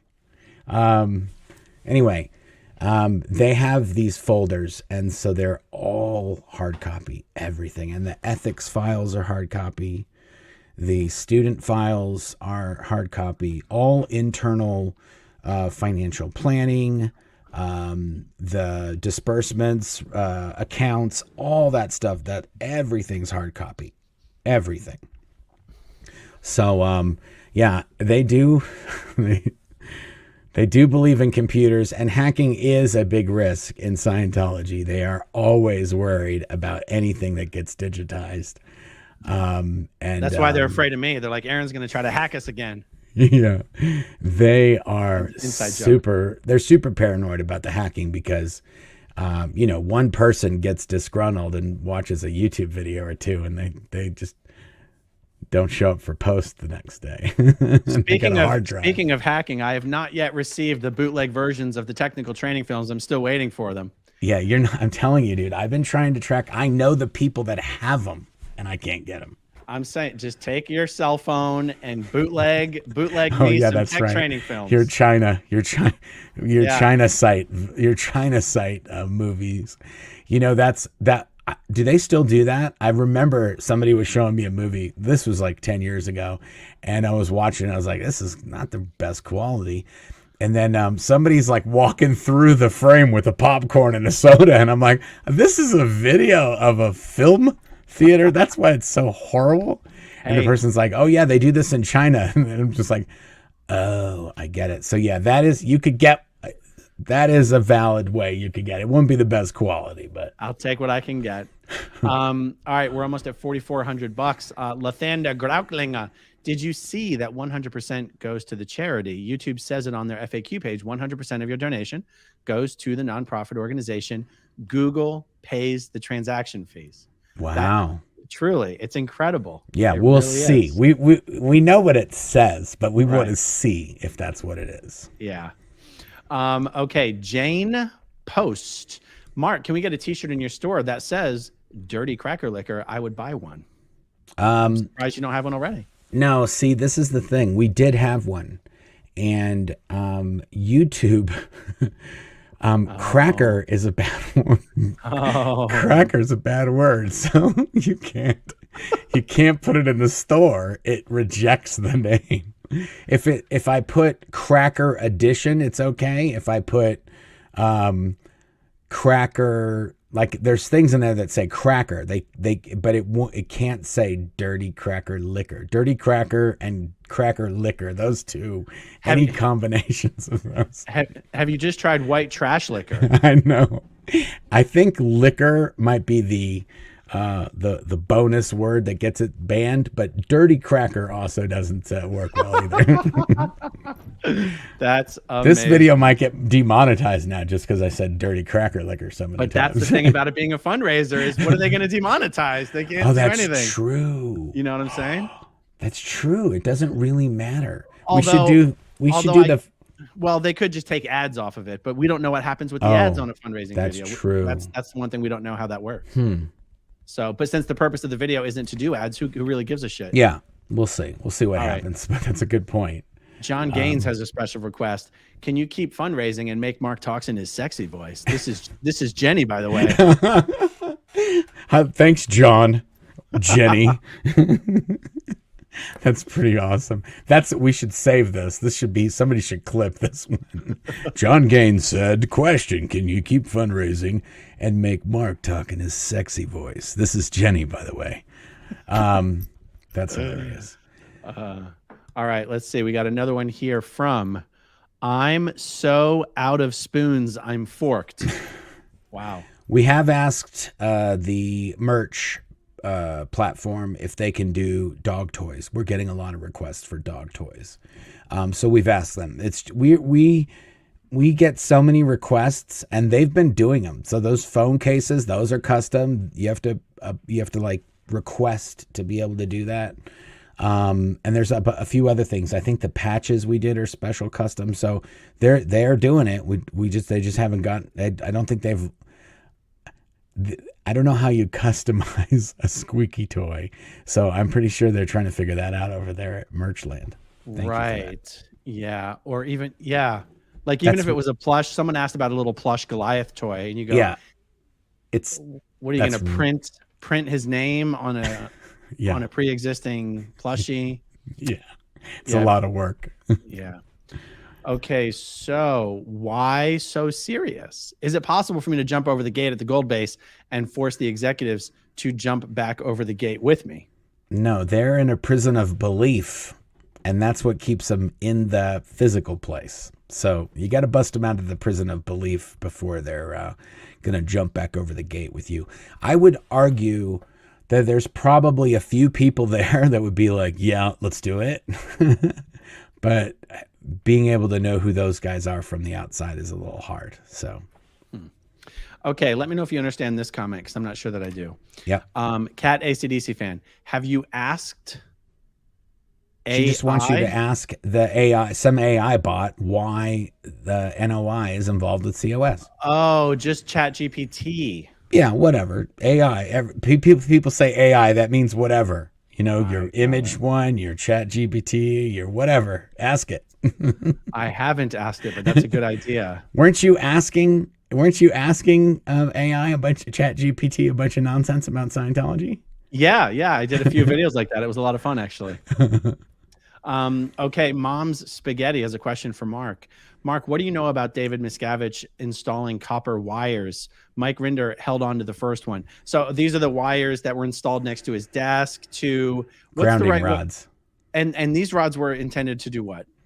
I'm not sure. This happened after I had left, where he had these things installed. And I want to say probably 2 or 3 years after I had gone. My understanding is that it's supposed to make it so you can't get additional BTs or the body thetans, or somehow when you get grounded. I mean, there is that's another thing. We've not really talked about it, but in LRH's house at the Int base, he has an e-meter that doesn't have cans. And it is an e-meter that was being developed to be able to locate the body thetans. And that e-meter is in LRH's house, L. Ron Hubbard's house at the Int base. And I'm not exactly sure how it worked. And even when I was being toured through the house by Annie Tidman or Annie Broker or Annie Rush or whichever one you knew her as, she was telling me about this e-meter, and I was like, what the hell? But so there's all kinds of nonsense that people could know about at the base that is not generally known by Scientology, and I think these copper wires are in that. So Mike knows more about it than I do. Okay. Pet Granny, are you seeing an uptick in folks seeking Aftermath Foundation services since SPTV is growing so fast? I jumped in late. I would say yes. I would say we're definitely getting a lot more support, and we're getting a lot more volunteer interaction. And I'd say we're actually, you're right. I'd say we're getting a, I'm sorry, I'm trying to star the comments while I'm answering this one. I'd say we are actually, I think we have more kind of coals on the fire, so to speak, that are happening. Yeah. I would say a lot more people also, and this, I guess, falls outside of the domain of the Aftermath Foundation, sort of, but not totally. A lot more people contacting us under the radar, wanting to do what help in any way they can while they're under the radar, right? So wanting to get in touch, wanting to have someone to talk to, because when you're in that bubble, there's no one you can talk to about your doubts, your questions, the things that you see going on that you don't agree with. Anyone, you can't even talk to your spouse about that kind of stuff. And so we're getting contacted by more people like that who just want to talk to someone who understands what they're seeing, what they're observing, what they're going through. And even if they don't need help leaving Scientology right now because they're not ready to leave Scientology right now, they're at least making contact. So yeah, it's been pretty fantastic. Okay. Yes. Denise Locker says, question, do you think a PI from Scientology stole your scooter? I don't. Did your scooter got stolen? Right from in front of my house door. At 5:30 in the morning, the motion lights were on, the cameras were recording, and this guy knew where he was going. He knew what he was doing. I suspect he works for one of the companies that does the lawns on the street. No. Yep. Walked up with his shirt over his nose and his hat on and looked right at the camera and everything, and just took his sweet old time out there. We got him on camera and everything. It's like, but you couldn't tell who he was. Couldn't tell who he was. You couldn't pick him out of a lineup. I could. You could? Yeah. I mean, you can. I mean, if you see someone from here to here, and you see how tall they are, you see how skinny they are. Was it in color? Could you see the color of his eyes? Yeah. I mean, ugh, the answer is yes. So yeah. Okay. So let's see. Moving on. Half Nelson. Question: how many Scientologists would have had to have passed away so the current ones can claim to have gone clear in their prior life?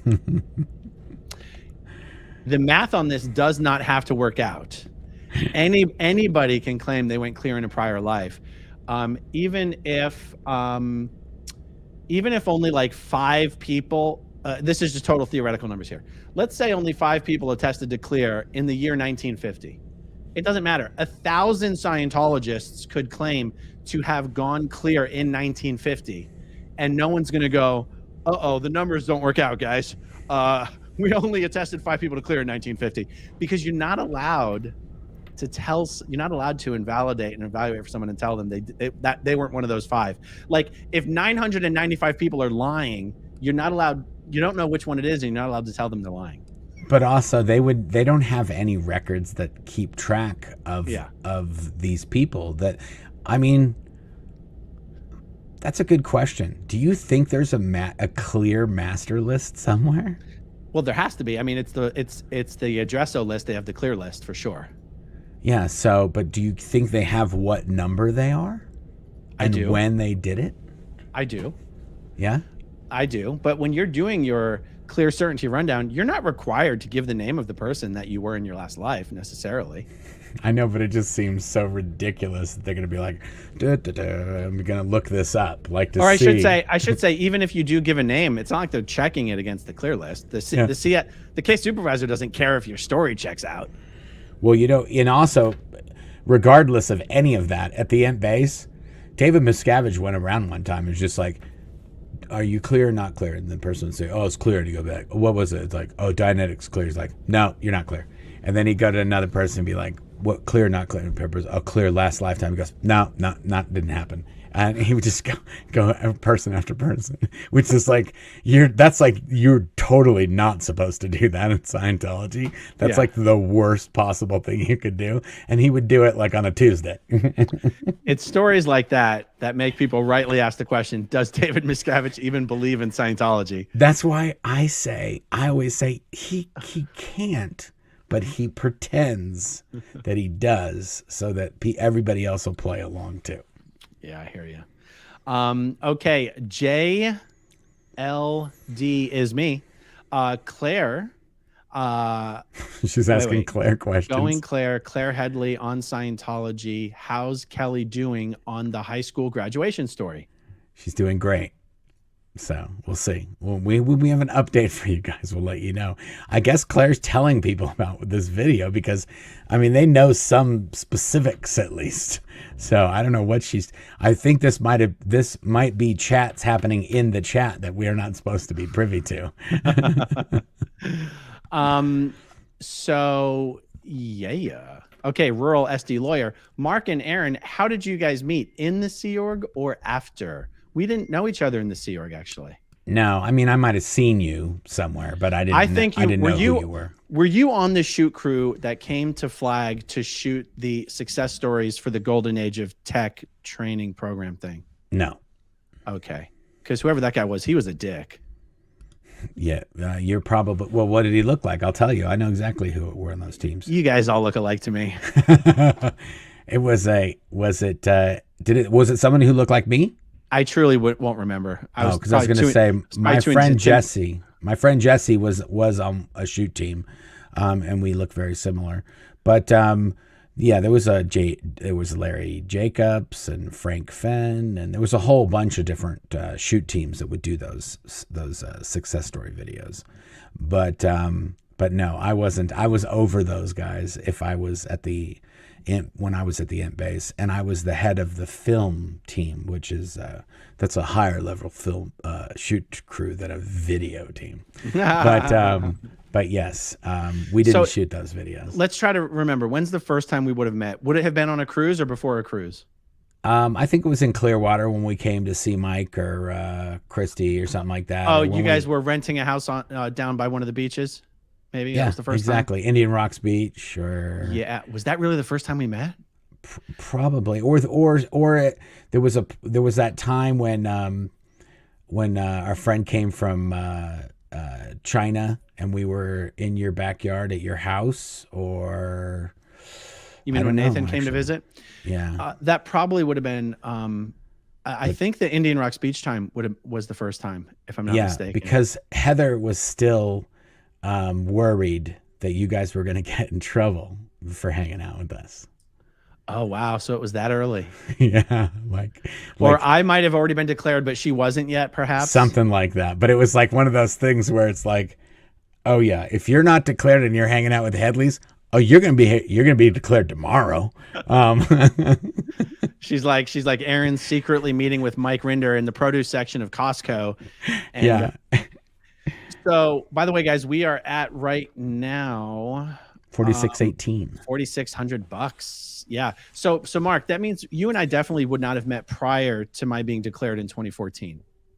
So that means we've known each other for 9 years or a little less. Yeah. Because you were always in different places than I was when I was at the Sea Org. I was only in Los Angeles for a year or so. And then I was at the Int base for 15 years. And I would go to all these places, but I'd only be there for a day or two or maybe a week or two if we were shooting something there. And otherwise, was only at the end base. So yeah, I didn't, and I don't, and I'm not a big fan of the humidity, so I'm not hanging out in Florida any more than I have to. I'll tell you, it's only getting worse. For the first time ever, we've started seriously discussing moving somewhere else. Dude, it's so nice here. We don't have bugs here either, so it's like, Yeah. I don't like bugs and I don't like humidity, and we ain't got neither of those. So Yeah. I mean, I told my kids, I'm like, you guys want to move to Montana? And 2 of them were like, yes, now. And the other one was like, I like it here. Montana's awesome. We'll see. You know, one of the only reasons I wouldn't move, other than the fact that, you know, I don't like selling property. You don't have to sell your property. Those I are know, 2 I wouldn't- Airbnbs done. Yeah, that's true. That's Done. true. Fix them All right, up, rent them out. See. All right, here I starred one I really wanted to address. Oh, here we go. Christy Scarcella. Do you all know the total number of people that have been Scientologists or the total number who have left? So, Mark, we actually have a good figure on this. We do a rough. So roughly 400,000 people since 1954 have done a major Scientology course, and that's including like people getting double counted. So that's the high watermark. It couldn't be higher than that. That's with Scientology putting someone in the major services list 3 times because their name is spelled wrong, or they got married 6 times and their name's in there 6 times. So the most the number could ever be is since 1954, 400,000 people have done a major service, which I think is fair to say. If you've done a major service, you should someone should call you a Scientologist, right? If you're doing the student hack course, whether you call yourself a Scientologist or not, someone's going to call you a Scientologist. Well, I mean, Scientologists going to call you a Scientologist after you buy Dianetics book, maybe. That's true. That's true. So let's do the math on this. If we got 400,000 people ever, yeah, and if there's only about 25 to 30, for easy math, we'll do 30,000 Scientologists now, but it's less. Yeah. So help me with the math, guys. I grew up in a cult. 400 divided by 30. Yeah, there are over 13 times more people who've left Scientology than are currently in Scientology. That's the rough math on it. And we think in the 90s or in the 80s, up in the 80s, it got up to maybe almost 100,000 people at once that identified as a Scientologist. Exactly. So it went up to that and then down from that. So since really, to be honest, as soon as L. Ron Hubbard was no longer running the show, Scientology has been going downhill since then, pretty much. Since that was the date. David Miscavige taking over is the date coincident action of when Scientology's been going down. They do have more cash than they had at that time, but they have many less members and staff members and Sea Org members and all those things. That's right. We're only about $300 away from hitting our goal. Perfect. John Gaines says, how can I and everyone who was in a cult thank you? It's amazing. I was assaulted. So many were and are. When you shine a light into the darkness, it hits great. Jenny needs her own YouTube handle. I know, Jenny. She's like, I'm not watching ads on my husband's account, okay? So I'm using his login. You know, if you have a YouTube Premium, you can sign up all of your family members under your account, and nobody watches ads. That's what we did. I can't stand watching ads. Poe on the go. What do you guys know about the Talon security firm? All I know is that Talon somehow became the security firm that Miscavige hired to keep tabs on the base where Shelley Miscavige is working. I don't know the relationship with Talon. I don't know if the guy was ever in Scientology. I'm going to assume that he wasn't, actually. But Mark, do you have any skinny on these dudes? I don't. I know there's another one that I was going through in the documents called Falcon. And Falcon is a PI firm, and that is run by David LeBeau. David LeBeau is codename Falcon. Mm. But I don't know about Talon. When we were there, they were using Pinkerton. When I was at the end base, they were using Pinkerton, and they called it something else, Securitas, or I don't know. Pinkerton bought Securitas, or Securitas bought Pinkerton. I don't know about Talon. Interesting. Okay, we are, let me see, $337 away from our goal. Nice. Yeah, not bad. Seneca says, yes, Amy Scobie is related to Dick Scobie. He was her uncle. He lived around the corner from me when I was in high school. His wife was my senior English teacher. Wow. June Scobie. She's a wonderful person. Dick Scobie was the commander of the Challenger shuttle that had the first teacher on it, right? Yep. And that's Dick Scobie. And he is a legend in the aerospace. Did he ever make it to space before that? Was he already an experienced astronaut before that? Yeah. He was, right? Yeah. Yeah. He was kind of a rock star in that time, in that era. I mean, a lot of those people were. Did you watch that? Did you watch the show on that? I've watched a few shows on it. Oh, there's one where they basically, NASA admits that they knew that it was sideways, and it was the what do you call the ring? The O-rings, the faulty O-rings. I couldn't even believe it. But they knew. They just 100% knew. And there was a guy that knew and was like, no, don't do it. They're like, we're going to do it tomorrow morning. He's like, no, don't do it. Yeah. Yeah, it's crazy. The cracked O-rings. Yep. Okay, here's an interesting one. Kellyanne Bronx girl. Question mark. I watched you and Claire talking about elder abuse and families being told their loved ones had passed. Don't the families want their loved ones' remains? Well, I mean, if they say, I mean, possibly, I don't know. The thing with this is that, well, first of all, this is what someone told us happened to them. So we weren't the ones that were told this. So, but it was one of these things where the family had already sort of disconnected from the person anyway. And then when that person called and said, hey, I want to talk to this person, they said, oh, he passed away. And so that happened years ago in 2004. The only problem with that is that I was still there in 2004 and I knew this person and they had not passed away when I was still there. So I was like, well, that's absolutely nonsense that he did not pass away. And so that's how this thing sort of spiraled out of control. And I, really, to be honest, I couldn't tell you why somebody would do that unless they didn't want their family members to check up on them. I'm sure telling somebody, oh, we wanted the remains, and be like, well, it happened 8 months ago, and we didn't keep the remains. They were cremated, and they didn't keep the. It would just be like, it's done, you know. The problem was with this specific person is, as I asked, I said, well, we could easily find a death certificate if they had passed away in that year, and there was no death certificate. So that's where, anyway. And it turns out this person is we checked. He's alive. So anyway, he's still alive. Yeah. Okay. I remember this. I'm so out of spoons, I'm forked. Says, question, do either of you remember when the band Tool punked the cult of Scientology back in the early 90s?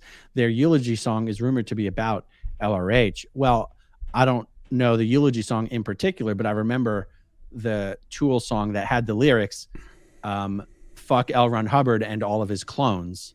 Yes. And I don't know if that's the eulogy song or not, but that one was pretty clear.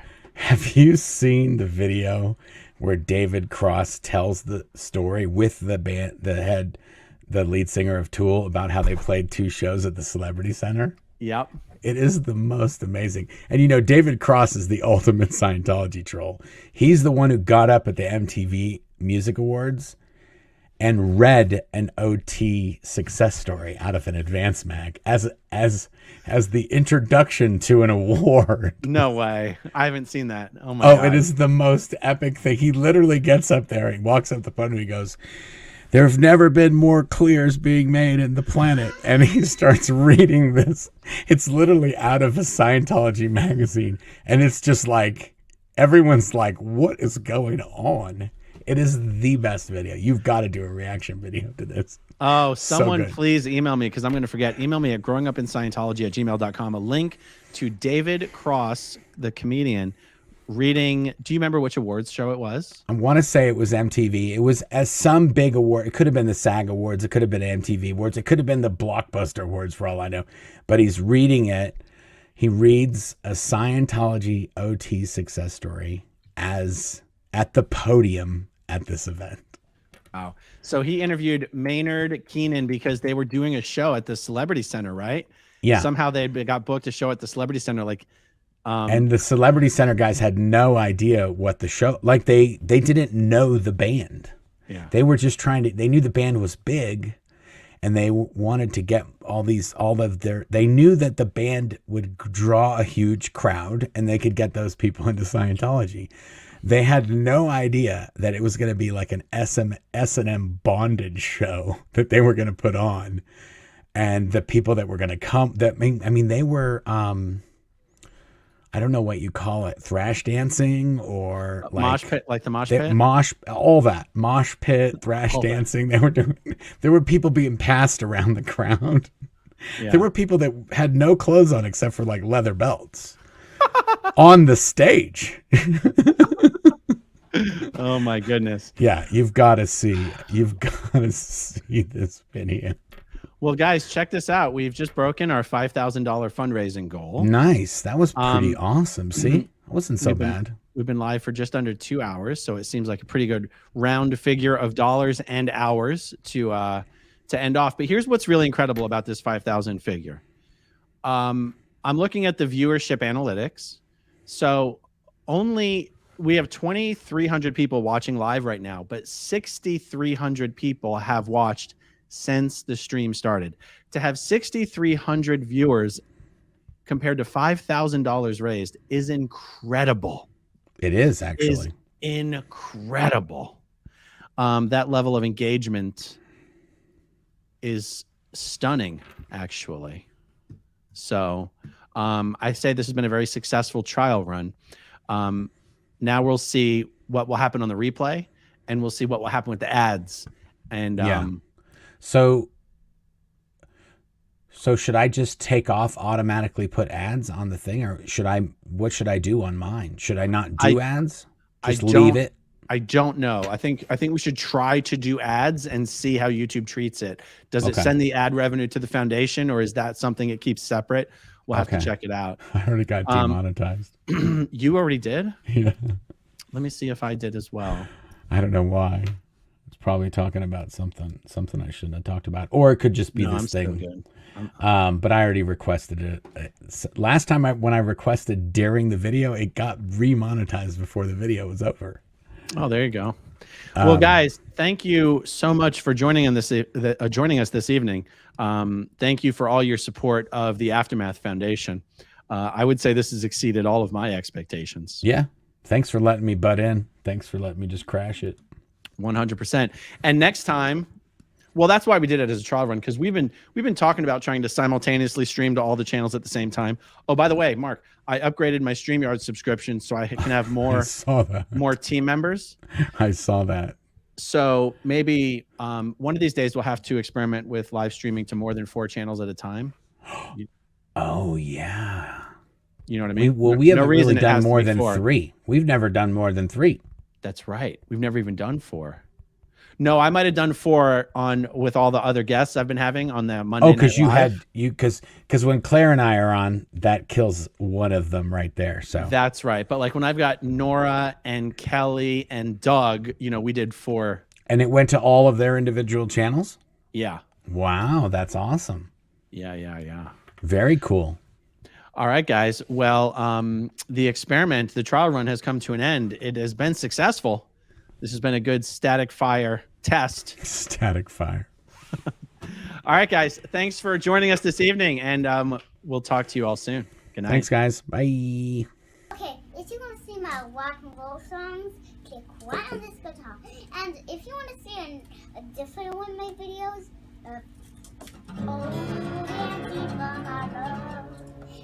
then you could click right inside here. If you have subscribed or not, subscribe